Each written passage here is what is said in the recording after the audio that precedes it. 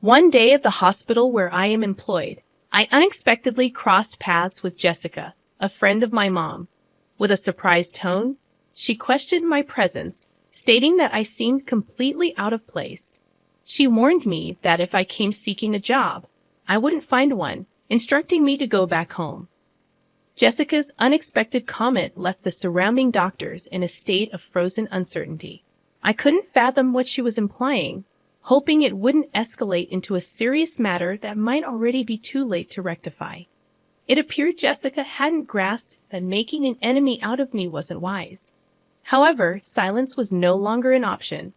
Addressing Jessica directly, I couldn't help but wonder if she was fearless or simply clueless. With a perplexed look, as if she didn't comprehend the meaning at all, she responded, "Huh. What are you talking about? Let me introduce myself. I am Emily, a 35-year-old mother with an active 7-year-old daughter and a mischievous 1-year-old son. My husband, John, is 2 years younger than me and works diligently as a nurse at the General Hospital, caring for patients. I had a job too, but after the birth of our second son, I am currently enjoying maternity leave. Our family recently moved from a cramped 2-bedroom apartment to a second-hand house, bought with a loan. Despite its age, the house has a charming appeal, with a spacious garden for the kids and a soothing view from the rooftop balcony. There's also a lush park nearby where our family spends weekends, turning it into our weekend paradise. The story of Jessica and me began when our daughters, of the same age, started playing together in the park. Jessica, a surgeon at the same hospital where John works, wore designer clothes, and her daughter followed suit in renowned brands. Excited by the coincidence, she expressed a desire to meet my husband, leading to a planned tea gathering at our house. However, upon Jessica's arrival, she displayed blatant rudeness, appraising our belongings and questioning the history of our house. Her impertinent remarks continued during tea, questioning John's choice of being a nurse and suggesting financial instability. Each word cut deep, leaving us at a loss for words.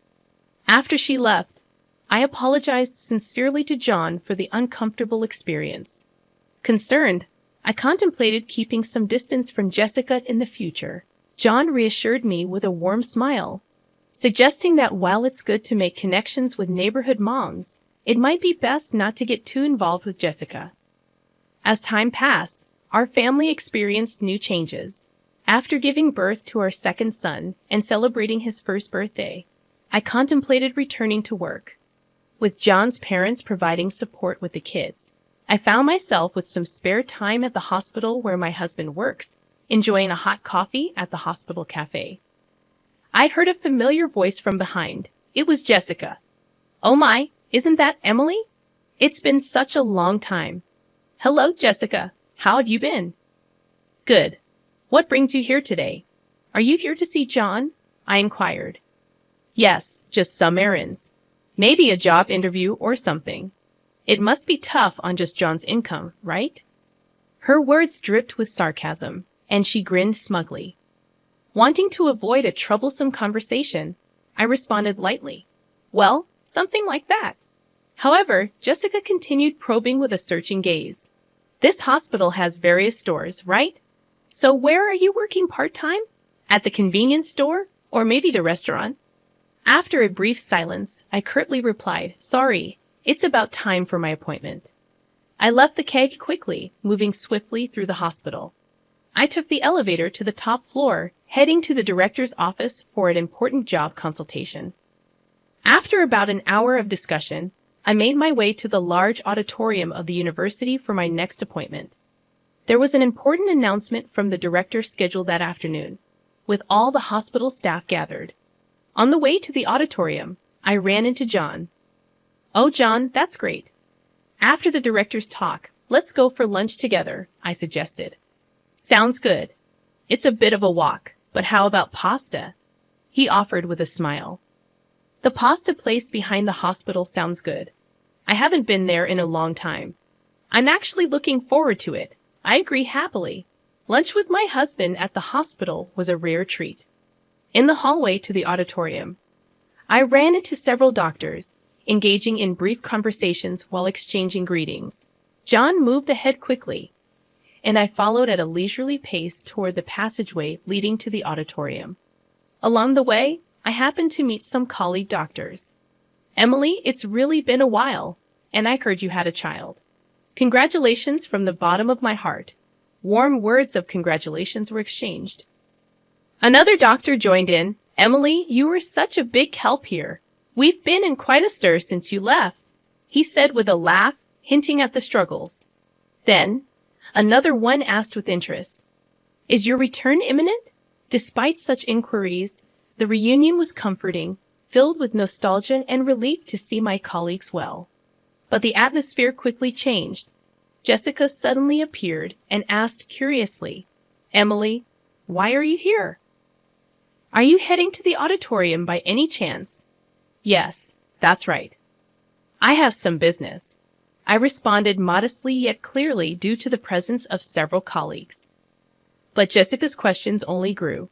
But the gathering is only for doctors and nurses, right? Why would a part-timer be here?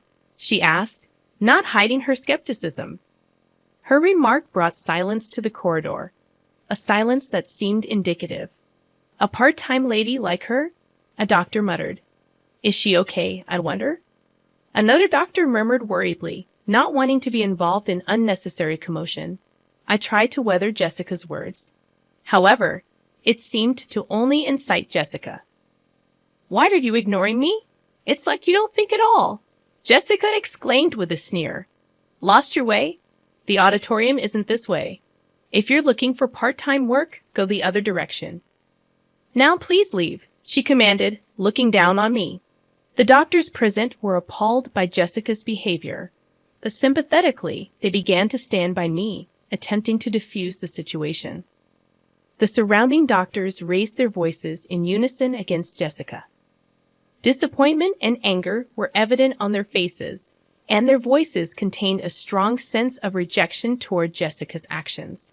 Hold on, you! What kind of way is that to speak to Emily? Don't you have any manners? Apologize to her right now, they demanded, not just disapproving but reproaching Jessica's conduct. The doctors gathered, looking tense, and confronted Jessica, the atmosphere charged with tension. Jessica, faced with the united front against her, appeared confused and at a loss for words. What's going on? I just pointed out that she doesn't belong here. The meeting is only for relevant personnel, and she doesn't fit the bill, right? She tried to justify her stance, but my patience had reached its limit. With a composed tone, but with content sharp as a blade, I addressed Jessica. Jessica, you really are brave, aren't you? Or is it that you simply can't read the room? I critiqued calmly. Unable to find a rebuttal, she stared back at me, perplexed. Huh. What'd you just say? I calmly made my position clear. You'll understand soon enough. The actions you took against me and your careless remarks, the serious consequences they could bring. The doctors present showed no sympathy for Jessica. Look, your future is now utterly uncertain, they said cuttingly. You might want to start looking for another job while you still can. They nodded earnestly to each other. Clearly cornered, Jessica was still unable to hide her panic and anger. So why on earth are all of you defending this non-regular employee so much? I don't understand why you rate her so highly, she raised her voice.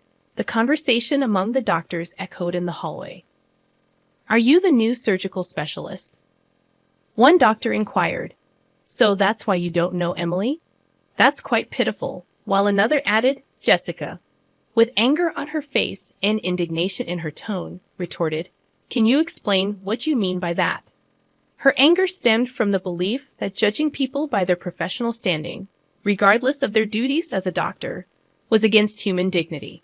The fact that someone with such values was in our workplace was deeply shocking to me, and I couldn't help but feel distrustful. Jessica seemed unaware, but in fact, I was the very person she should respect the most. The other doctors completely ignored Jessica's questions and left her with cold stares, quietly leaving the scene. Then I stated calmly, Well, Jessica, We can talk more about this later. You may find my husband's position as a nurse pitiable, but no matter how hard you try, you can never be like John. Besides, the fact that you find meaning in competing shows a great misunderstanding on your part. Jessica became flustered. Wait a minute. Who on earth are you? You're not just a part-timer, are you? She raised her voice. I smiled secretly and replied, as I've already said, you'll come to understand shortly. And with that, I hurried off toward the auditorium. As I entered the auditorium, a large number of doctors had already gathered, and the director stood in front of the screen. Thank you all for gathering here during your busy schedules. Today, I would like to discuss the future direction of our hospital. He began and then proceeded to make an important announcement. Seeing John in the crowd, he approached me and whispered, Emily, good timing. I happened to overhear a bit earlier. Was there some trouble with Jessica? Yes, she did point out something minor, but it's not a big deal, I replied. Interestingly, it seems she has misunderstood me for a part-time worker at this hospital, I replied. John looked incredulous and responded, No way, Emily, as a part-timer? We couldn't help but suppress our laughter at the absurdity of the situation. Amidst this, the director concluded the explanation of the annual business plan and moved on to a significant personnel announcement. As you all know, our hospital is well-staffed with an adequate number of doctors and nurses. To further improve the quality of our medical services, we plan to actively implement overseas training programs. The first training is scheduled in 2 months, and we will select 5 doctors and 5 nurses for it, he declared. This announcement was met with cheers from the attending doctors, and everyone was excited about the prospect.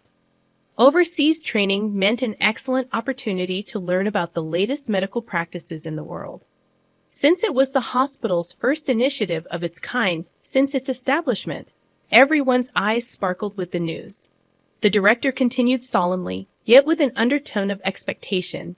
Now let's proceed with announcing the names of the rest who have been selected. As he spoke, a silence of mixed tension and anticipation fell, and the names of the chosen 10 were called out one by one. Although John's name was not called this time, his expression did not show disappointment. He quietly watched with a sense of celebration as each selected individual stepped forward. Addressing the 10 lined up on stage, the director asked, Are all of you ready in spirit for the training? Please share a word about your enthusiasm and determination. He gently encouraged them. Each gave a brief, resolute speech, reaffirming their strong intentions. After everyone had spoken, it was finally Jessica's turn. With proper decorum, yet confidently, she said, I am truly grateful for this valuable opportunity for training. I aim to contribute to the further progress of our hospital with the cutting-edge medical techniques I will learn abroad, she said with a polished greeting. Afterward, she turned slowly towards where we were seated and continued with her unique assertive tone. However, this hospital has inexperienced nurses who continue to fail the national exam and impudent individuals who attempt to attend medical conferences despite being non-regular staff. I intend to improve and transform all these aspects. Jessica's provocative declaration changed the atmosphere of the venue, and the looks directed at her turned icy. Her words highlighted the hospital's tensions and how dangerous youthful overconfidence can be, especially the director's sharp gaze seemed to freeze the room, adding significant weight to the situation. The director, maintaining his composure, asked, Jessica, that was about those 2 sitting there, wasn't it? His smile was calm yet did not reach his eyes. You said there were unsuitable people mingled in here, right? Confidently nodding, she answered, Yes, exactly. There are those unfit for this noble assembly, she answered with conviction, remaining composed. The director responded, Street Emily, could you come forward, please? With this unexpected invitation, I, who had been merely an observer, suddenly found myself at the center of attention. Confused and starting to lose her confidence, Jessica questioned, Why? Why are you calling her name? She struggled to grasp the situation, and the director, showing disappointment towards Jessica, said with a quiet voice, Jessica, I am disappointed in you. Emily, Please introduce yourself to everyone. Taking a deep breath, I recounted the beginning of my career, important milestones, and my temporary step back to become a mother. I continued, "Hello, everyone. It's been a while. I am Emily, the chief of the medical department.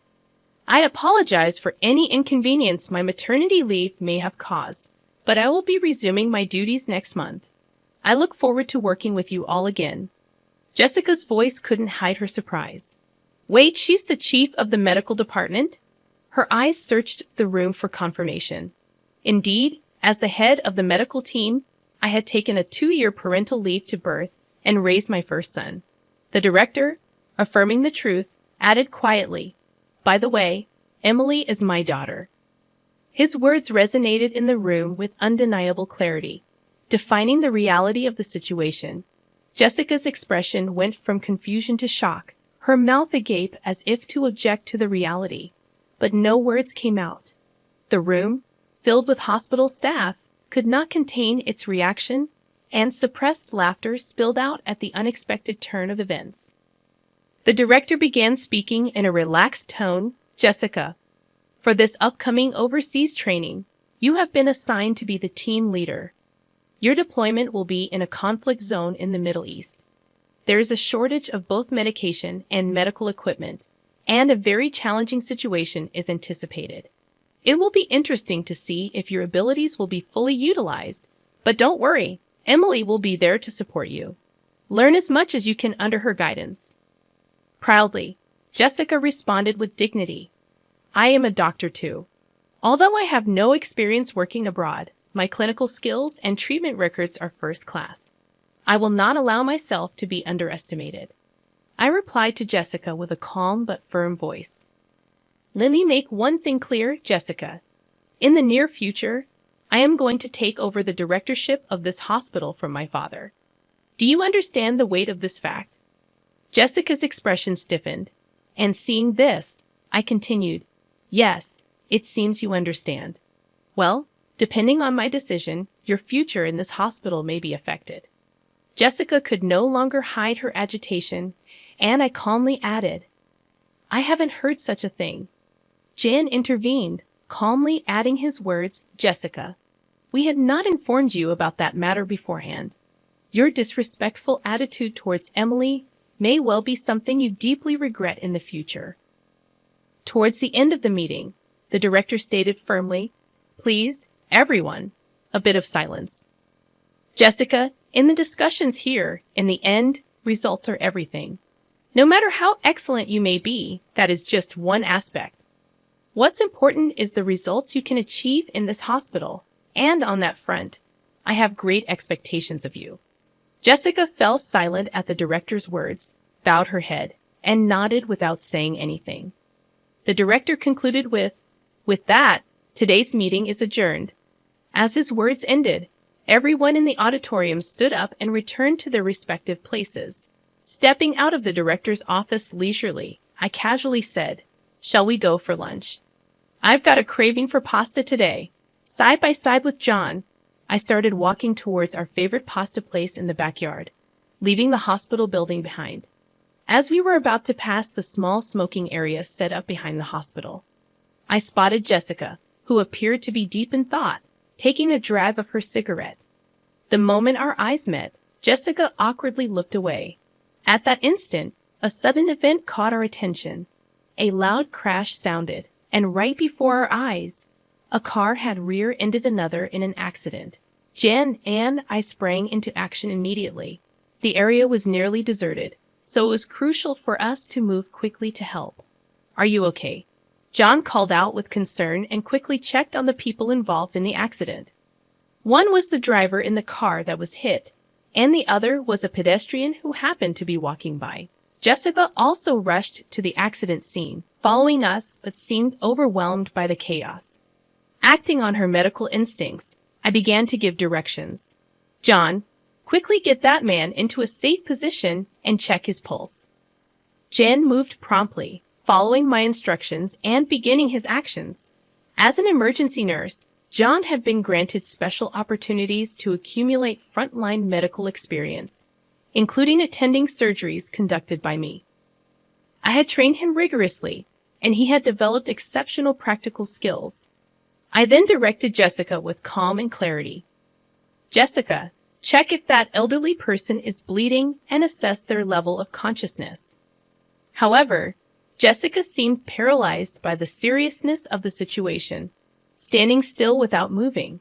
My voice grew firmer as I insisted. Jessica, do you understand what I'm saying? Please respond quickly. Her voice had a hint of tension as Jessica replied, "Ah, yes. What should I do?" Her panic was evident, and instead of helping, it seemed to add to the confusion at the scene. I rebuked Jessica firmly yet patiently. Don't you know what to do in an emergency? I doubt you're even a surgeon. Jessica responded with an attitude that could be perceived as anger, saying, "That's not true. There's nothing I can't do." However, her actions, though active, clearly lacked effective measures, and she was just bustling about the scene. I then looked to John.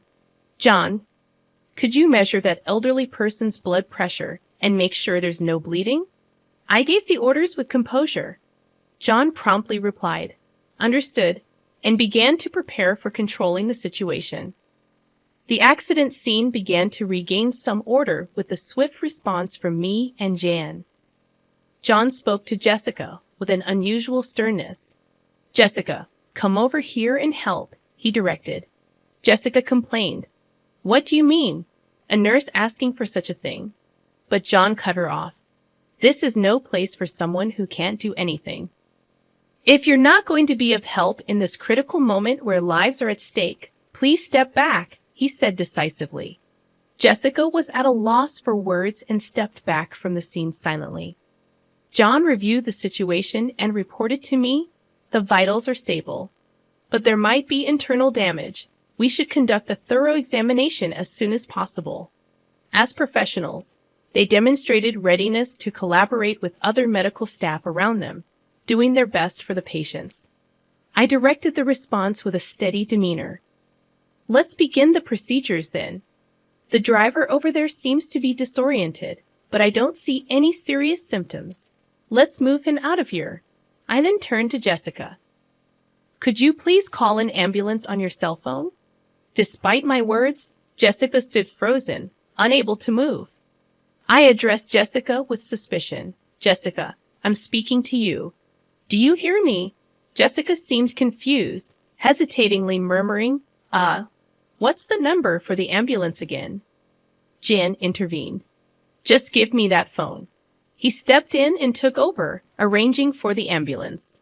About 5 minutes later, police and fire department personnel arrived, and the once chaotic accident scene started to be sorted out gradually. People gathered, including doctors, department heads, medical students, and even professors. But without being disturbed by this, I spoke to Jessica with calm and stern emphasis on the gravity of the situation. "To be frank, Jessica, your actions earlier were more of a hindrance than a help. What exactly can you say you've accomplished?" I posed the direct question. Jessica was silent, unable to answer. In the medical field, every minute, every second can determine the outcome. This is not a place to protect your ego. Jessica's voice was barely audible as she apologized. "I'm sorry." The crowd at the accident scene quietly observed their exchange, and the director himself was also present. Jessica just seemed out of place and embarrassed. I continued, addressing Jessica. "You've looked down on Jan as just a nurse, but the fact is your positions are different. There's no meaning in comparing you and John. He is one of the most competent nurses in this hospital. Can't you see now how powerless and insufficient your actions were in this situation?" I confronted Jessica with the truth. Jessica retorted somewhat stubbornly. "If I had more experience in emergency situations, I could handle it perfectly well." But John sensed the uncertainty behind her words and calmly exposed her vanity. "You're always driven by a desire to have your accomplishments recognized. However, contrary to the superficial appraisal, your actual skills in the field are still immature. You've just demonstrated that fact yourself," he asserted. He continued, adding insult to injury. "You say you'll gain experience in emergency treatment in the future, But this moment is also a practical situation. Given your current state, it's unlikely you'll have further opportunities to experience the field in the future. Jessica's confidence began to show cracks, and she seemed on the verge of tears, conscious of the surrounding eyes. Yet, the medical field, dealing with lives, demands proper judgment and strictness. Therefore, I had to convey a decision that would impact Jessica's future. Jessica, I regret to say this, but your name will be removed from the Overseas Training Program candidate list, I declared. Jessica was taken aback. I looked to the director for confirmation. Father, this decision is acceptable, correct? The director nodded deeply. No problem. This incident has given me a clear understanding of her. We have always selected trainees based on their grades, but it may be necessary to reconsider our selection system in light of this. His quiet but firm response marked a moment that signified a complete defeat for Jessica. With a calm but resolute voice, I advised Jessica, it's important for you to relearn from the basics. Only then will you have the right to compete at the same level as John. Also, take to heart the dangers of judging a person's worth by their appearance. While I considered letting you go from the workplace, I have decided to give you one more chance, the last chance. Make the most of this opportunity and show us your full effort. I advised Jessica, sternly yet justly. Afterward, they quietly left the scene, but the looks from the doctors around Jessica were cold, filled with disappointment and disapproval. Their evaluation of her future was seemingly already set. Weeks passed, and the long-awaited departure day for the overseas training arrived. Jen and I headed to the airport, excited to acquire new knowledge and experience. As for Jessica, I had heard that she resigned from the hospital just a month after the incident. She couldn't endure the cold stares of those around her and ultimately chose to prioritize her pride. Personally, I thought that it was for the best. A doctor who puts pride at the forefront doesn't deserve to hold patients' lives in their hands, and no one would want to entrust their life to such a person. On the way to the airport, I spoke to John with words filled with hope. John, let's use our abilities to turn this hospital into one of the most renowned places in the world. Jen, sharing that passion and reaffirming his determination, replied, That's right. I need to work even harder and obtain my medical license as soon as possible. And so I quietly vowed to myself once more my unwavering resolve as a doctor to fulfill my duties.